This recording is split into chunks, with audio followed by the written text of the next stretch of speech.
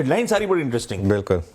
आपने upfront mention करा कि एफआईआईज अभी भी बेच रहे हैं वायदा वगैरह में, उस पर मैं डिटेल में बाद में आऊंगा। लेकिन जब एफआईआईज बेच रहे हैं तो देखिए एसआईपी इनफ्लोज 24,25 हजार करोड़ रुपए का मंथली इनफ्लो आता हुआ, हमारे डोमेस्टिक इंस्टीट्यूशंस, हमारे रिटेल तो जम के डटे को खड़े नजर आ रहे हैं।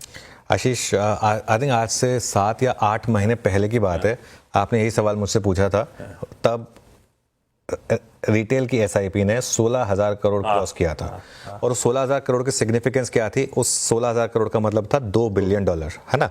हमने बात की थी $2 बिलियन। अब आप देखिए 1 बिलियन से 2 बिलियन जाने में कितना टाइम लगा मार्केट को, लेकिन 2 बिलियन से 3 बिलियन आने में कितना कम टाइम लगा। 24,500 करोड़, मतलब पहली बार इतिहास में रिटेल का एसआईपी इनफ्लो $3 बिलियन क्रॉस कर चुका है। जी हाँ, $3 बिलियन। और ये 3 का $4 बिलियन मुझे लग रहा है उससे भी जल्दी होगा। जब जीएसटी के नंबर्स 1 लाख करोड़ पहली बार क्रॉस किया तो लगा था ना कितना बड़ा नंबर है, उसको 1 का 1.5 और 1.5 का 2 कितनी जल्दी हुआ। तो वो ऐसे ही ये जो होता है ना, ये वेल्थ इफेक्ट होता है, ये अपने आप इस तरीके से नंबर्स बढ़ते रहते हैं। तो ये मुझे लग रहा है कि और आगे जाके इससे ऊपर आएगा।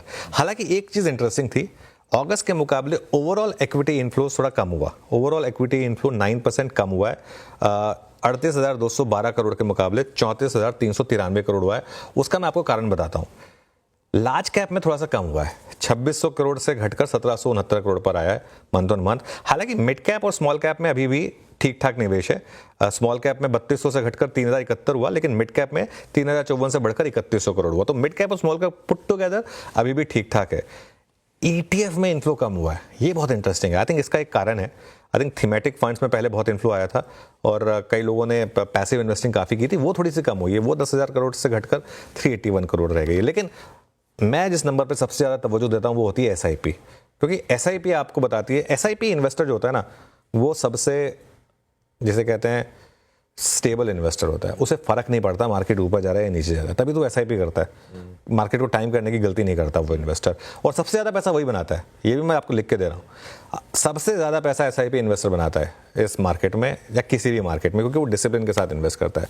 तो वो नंबर जो $3 बिलियन के क्रॉस है, वो मुझे कॉन्फिडेंस दे रहा है कि मार्केट में अभी भी काफ़ी बाइंग इंटैक्ट है।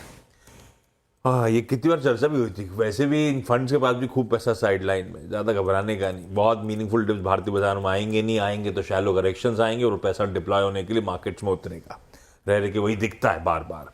और ये है हमारे एसआईपी इनफ्लोज, ये है हमारे रिटेल के इनफ्लोज, डीआईएस के इनफ्लोज का जलवा। $3 बिलियन मंथली इनफ्लोज अब हम उस मार्क को पहुंचते हुए। चलिए अब जरा सा